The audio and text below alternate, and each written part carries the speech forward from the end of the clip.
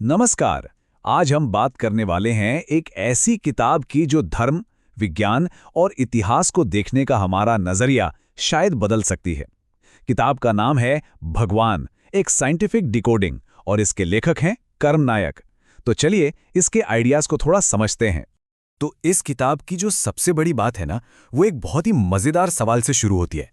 जरा सोचिए, क्या हो अगर भगवान शब्द, जिसे हम हमेशा से एक दैवी शक्ति मानते आए हैं, वो असल में कोई भगवान हो ही ना, बल्कि एक साइंटिफिक फॉर्मूला हो। देखिए, किताब के मुताबिक भगवान शब्द का मतलब वो बिल्कुल नहीं है जो हमें सिखाया गया है। ये कोई भगवान या देवता नहीं है, बल्कि ये तो प्रकृति के 5 सबसे जरूरी तत्वों मतलब 5 एलिमेंट्स का एक शॉर्ट फॉर्म है, एक एक्रोनिम। और सच कहूं तो इसी एक आइडिया पर पूरी किताब की थ्योरी खड़ी है। और हाँ, ये कोई हवाई बात नहीं है। किताब का दावा है कि ये थ्योरी 2008 से लेकर 2026 तक, मतलब पूरे 18 साल की गहरी रिसर्च का नतीजा है। तो चलिए फिर इस कॉस्मिक कोड को तोड़ते हैं, देखते हैं कि आखिर ये 5 तत्वों वाला फॉर्मूला है क्या। तो ये फॉर्मूला काम कैसे करता है? बहुत सिंपल है, BHAGWAN। इसमें B का मतलब है भूमि, मतलब हमारी धरती, G से गगन यानी पूरा का पूरा स्पेस, V से वायु यानी हवा, A से अग्नि या कह लीजिए एनर्जी, और N से नीर मतलब पानी। लेखक का कहना है कि यही वो 5 मूल तत्व हैं जिनसे सब कुछ बना है, हमारा पूरा अस्तित्व।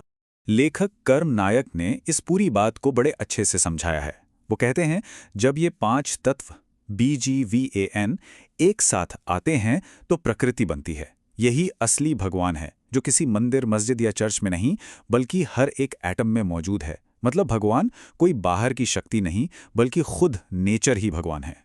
अच्छा, अब कहानी में एक बहुत ही इंटरेस्टिंग ट्विस्ट आता है। लेखक इस साइंटिफिक आइडिया को सीधा इतिहास से जोड़ देते हैं और हमारे सामने एक पुरानी लड़ाई की एक बिल्कुल नई तस्वीर रखते हैं, रक्षक और शिकारी की लड़ाई। तो किताब में 2 तरह के समाजों की बात की गई है। एक तरफ है रक्षक, ये वो लोग हैं जो यहीं के हैं, जो ज़मीन से जुड़े हैं, जो हल चलाते हैं और अनाज उगाते हैं। और दूसरी तरफ हैं शिकारी, जिन्हें किताब में एक बाहरी पैरासाइट यानी परजीवी क्लास बताया गया है, जो तलवार और कानून के जोर पर दूसरों की मेहनत का खाते हैं। किताब के हिसाब से ये शिकारी 3 बड़ी लहरों में आए। पहले यूरेशियन मनुवादी, जिन्होंने जाति और धर्म के नाम पर लोगों को दिमागी तौर पर गुलाम बनाया। फिर आया मुगल सिंडिकेट, जिसने टैक्स लगाकर लोगों को आर्थिक रूप से तोड़ा। और आखिर में ब्रिटिश और मॉडर्न सिस्टम ने अपने कानून और अपनी भाषा से लोगों को कल्चरली गुलाम बना लिया। अब सवाल ये उठता है कि इतने बड़े बड़े दावों के पीछे कोई सबूत भी है? तो चलिए देखते हैं कि लेखक अपनी बात को साबित करने के लिए क्या तर्क देते हैं। देखिए, लेखक की दलीलें 4 मेन पिलर्स पर टिकी हैं। पहला है नंदी फिलॉसफी, जिसमें खेती किसानी की अहमियत बताई गई है। दूसरा है लिंग्विस्टिक ट्रैप्स, मतलब कैसे शब्दों को ही एक हथियार बना दिया गया। तीसरा सबूत जेनेटिक है, जैसे बामशाद रिपोर्ट। और चौथा शंभूक और एकलव्य की कहानियों से ये बताया गया है कि कैसे यहाँ के असली टैलेंट को दबाया गया। अच्छा, ये भाषाई जाल क्या है? इसका एक उदाहरण है शूद्र शब्द। लेखक का कहना है कि शिकारियों ने इस तरह के शब्दों का इस्तेमाल एक हथियार की तरह किया, ताकि जो रक्षक समाज मेहनत करके सब कुछ पैदा कर रहा था, उसे नीचा दिखाया जा सके, उसे दिमागी तौर पर गुलाम बनाया जा सके। और नंदी फिलॉसफी को समझने के लिए ये लाइनें देखिए। इसमें कहा गया है कि नंदी यानी बैल और गाय सिर्फ जानवर नहीं थे, बल्कि खेती के साइंटिफिक इंस्ट्रूमेंट्स थे। जब तक ये सुरक्षित थे, रक्षक समाज ही इस जमीन का असली मालिक था। लेखक की सोच को आज के मीट इंडस्ट्री, जिसे वो पिंक रेवोल्यूशन कहते हैं, के एकदम खिलाफ रखते हैं। तो फिर इस पूरी थ्योरी, इस पूरे विश्लेषण और इतिहास की इस नई कहानी का आखिरी मकसद क्या है?